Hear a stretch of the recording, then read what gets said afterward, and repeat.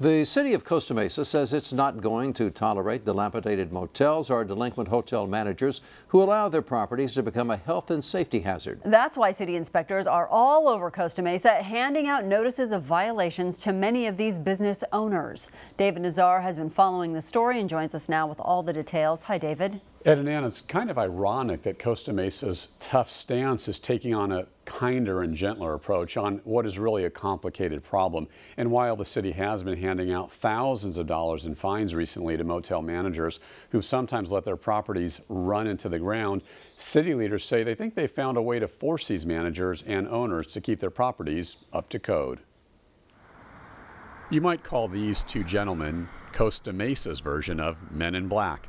John Neal and Keith Clark are out scouring the streets, ready to rid the road of anyone looking to do harm to the city. In this case, motel and hotel managers and owners who are putting people at risk by allowing them to live in substandard conditions. In fact, in recent months, the city has fined 12 Costa Mesa motels during on-site inspections.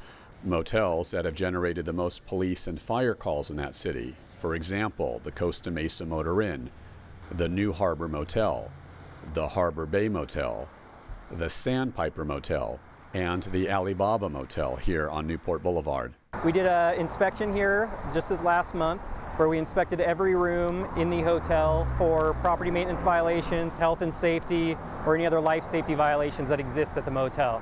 What did you find? We found 21 of the rooms had smoke detector issues. They were not functioning properly or missing batteries or missing the smoke detector entirely.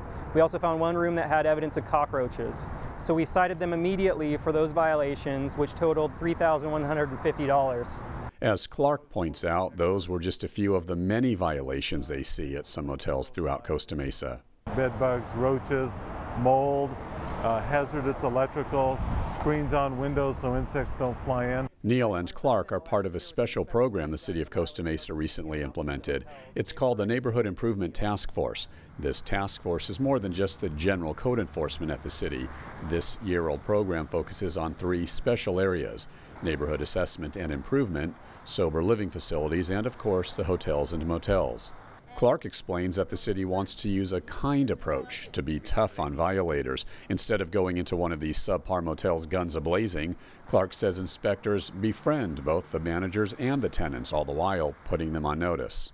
Our relationship with the hotel managers, basically, is what we deal with, is excellent. I have to say the managers of these hotels have really made an earnest effort to correct the violations. As a matter of fact, every time we write a violation, we're getting about 100% compliance from these hotel managers. They've been very cooperative, and now I think we're at the point where we're working in partnership with them, not to mention the tenants.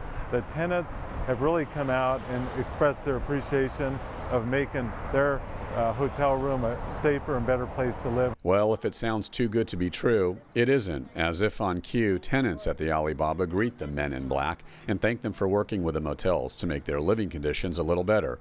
Unfortunately, this situation is complicated because while motels like the Alibaba see their fair share of undesirable tenants, such as drug dealers and criminals, and have managers who oftentimes look the other way to make a buck, these motels also see their share of tenants who are the working poor or homeless and have nowhere else to live. The motels are their only lifeline to shelter. Muriel Ullman is a housing and homeless consultant for Costa Mesa.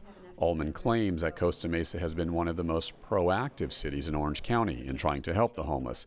Everything from working with churches and nonprofits to getting special services for the homeless and even giving them their cell phone numbers. Homeless people are not an opaque body of people. They have many different issues. There's mentally ill ones, there's ones that are addicted, there's people that just need a hand up, not a handout, people who have been plagued by large medical bills, just need to get back to work. They're not all one people, there's not all one solution. Our city's had issues over the years and they haven't been looked at holistically across the board. How do we solve these problems here in the city?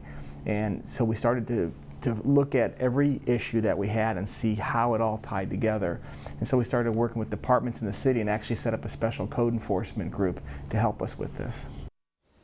And for the record, we went to the Alibaba Motel to speak with a manager regarding the violations. An employee told us he was unavailable for comment. Meanwhile, these fines really aren't cheap for the motel owners. The health and life safety violations are a standard $150 per violation per room. And if the motels do not correct the problem within 10 days, the fine doubles. And Ed and Ann, if it's not corrected within 10 days after that, those fines double again. Whew, all right. Thanks, Thank you very David. much, David.